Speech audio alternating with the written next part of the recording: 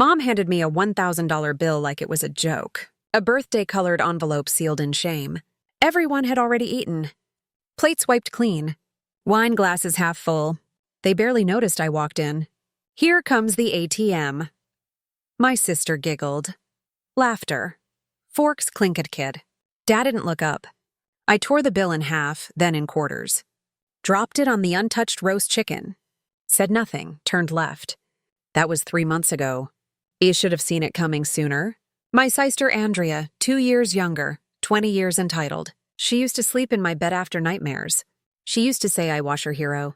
I believed her. Even after college, I paid her rent until she got back on her feet. Then her car payments. Then her credit card.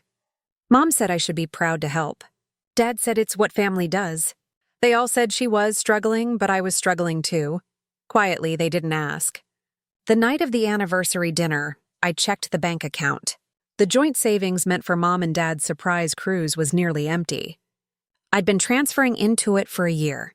Andrea had access. She had the code. She drained it in 4 transactions. No permission, no apology. I didn't confront her. I didn't shout. I didn't even ask her why. Instead, Ismailed told her I was done funding her future. She laughed and said, "Don't be dramatic." That was her last free laugh. I got to work. First, the account. I had the bank trace every withdrawal. Nothing. They gave me full records. Next, the real estate office where Andrea claimed to be training. I asked around. She was fired 6 months ago. Never told anyone. She'd been forging pay-ubs, siphoning money, gambling it away. I gathered it all quietly. Emails, bank statements, call logs, screenshots. Then I called the family attorney, the one who handled Dad's will. I knew something they didn't. Dad had named me executive. Mom didn't know how the estate worked. Andrea sure as hell didn't. Then came the final move. Ligo Precisa Surgico. I opened a fraud investigation and Dad's name filed under joint family accounts. Used Dad's name to trigger the inquiry. They thought he did it, but it came from me. He didn't ask questions. He trusted me. He shouldn't have. Months later, the phone rang. Bank fraud department. Unusual activity connected to your daughter's account. They asked to speak to Andrea. I said she wasn't available, but that I'd let her know. I texted her, "The bank just called me. You might want to check your account." Minutes later, she was at my door, pale, sweating, pleading. "They froze everything," she gasped. "My checking, my savings, even my Venmo." I poured tea, sat down, didn't say a word. Then I handed her a folder.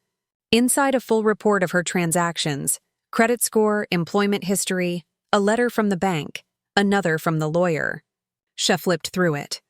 Her lips started to tremble. 35 minutes later, she finally understood. "This will ruin me," she whispered. I nodded. It already has. You want to know what broke me?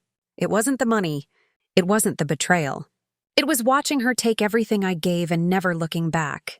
It was watching my parents let her expect me to smile, to keep giving, to always be the stable one. When I stopped giving, I became disposable. But now she's the unstable one, and I made sure she wouldn't be able to open another credit line until 2035. The fraud flag follows her. The IRS opened a case. The real estate license, she was about to get gone. She cried, said she'd do anything, said I ruined her life. I told her she did that herself. I just held up the mirror. Last week, Dad called, asked what happened. I told him, check the trust account. He did. He found the empty line where her name used to be and mine, bold and singular. He called again, but I didn't pick up. I'm not angry anymore. That night, I made dinner for myself. Aztec, medium rare, glass of red, silence.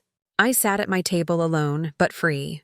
Free from being the family wallet. Free from pretending loyalty is unconditional. I didn't just take her money. I took her future, the one she stole from me first. And when I stood up to clear the dishes, I felt something I hadn't felt in years. Power.